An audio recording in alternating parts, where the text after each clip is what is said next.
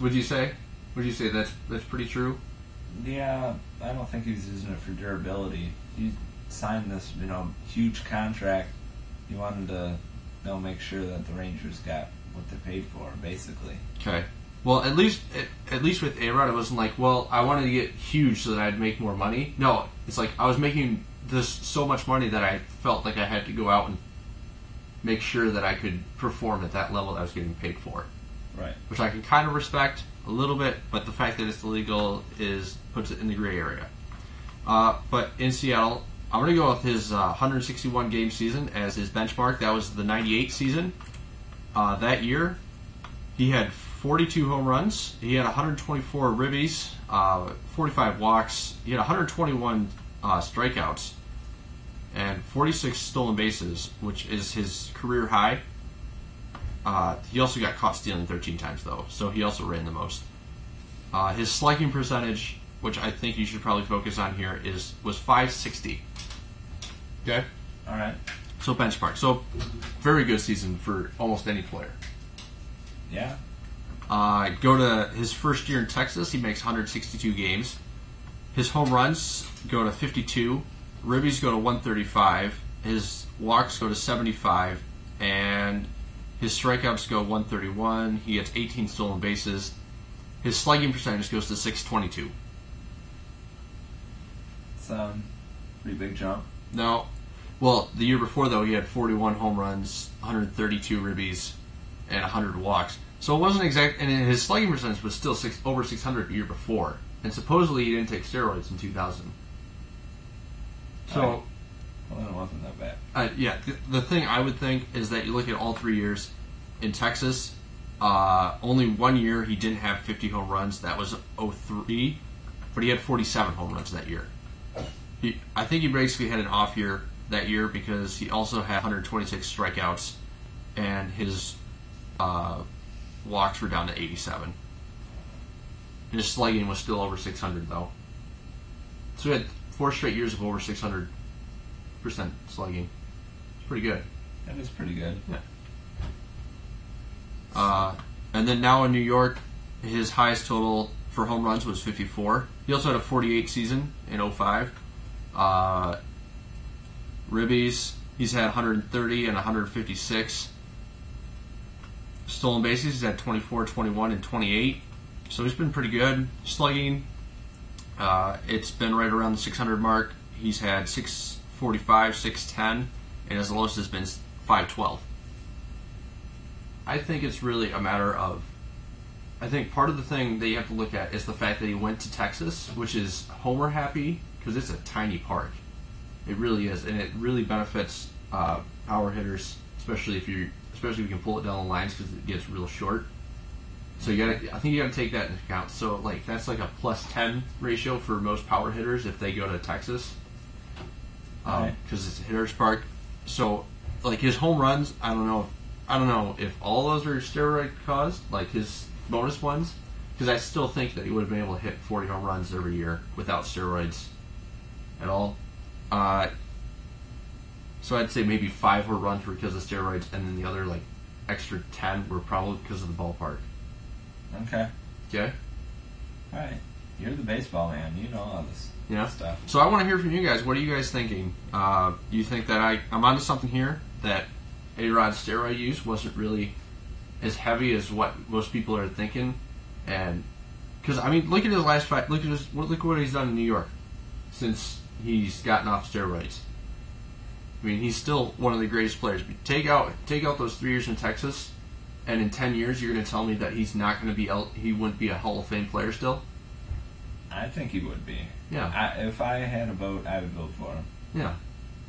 Definitely. Because arguably he's gonna play out that 10-year contract he's got. He's signed with the Yankees before last season, so he's got 9 more years to play at least. Okay. And you're gonna say by the end of those 9 years, where probably the last 4 he probably won't be able to hit 40 home runs, but he'll still be able to hit 30 plus. All right. Why not? I mean, he admitted it, and he took it for 3 years, and really, I mean, sure, it gave him a little boost to his stats, but he's also playing in Texas. I mean, the only real difference is that he's got a lot of ribbies, but that kind of depends on if you got somebody on base in front of you. Right. Yeah. Here's what I think here. Okay. I think, at the time there was no MLB rule that prohibited performance-enhancing drugs. But using them in the United States was still illegal back then. But I don't know.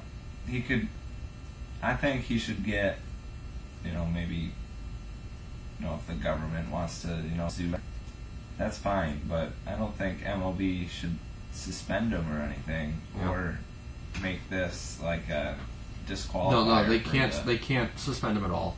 It's the Baseball Writers of America that he's going to have to woo over the next 9 years, because they're the ones that vote people into the Hall of Fame.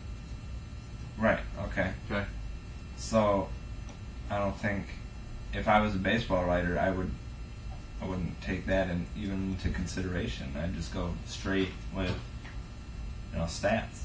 Okay. So what would you do? Then what would you do with Mark McGwire and Barry Bonds? Because Mark McGwire's already been on the ballot twice the last 2 years, and he's failed to even get 50%. You need 75% of the Baseball Writers of America to vote for you to get you in the Hall of Fame.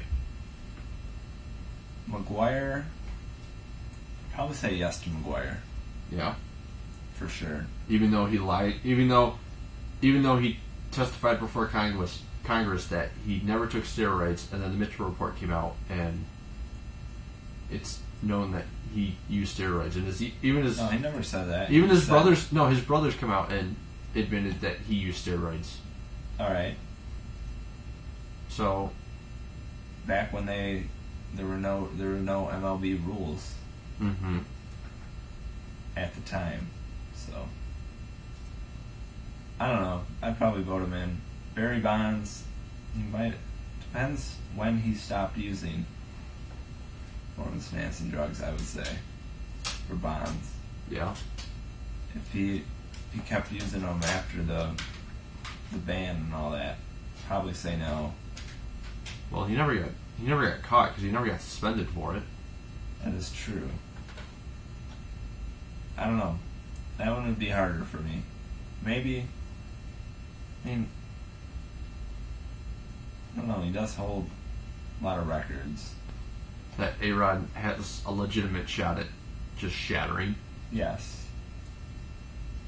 I don't know. I'd probably say yes. I'd go yes to all three. Okay. Admittedly, I'd probably eventually I'd go yes to all of them. Realizing that in that era of baseball from the 80s into the 90s and early 2000s that steroids were in the game and people used them. Now some people used them to the extent that it got them into the record books, maybe.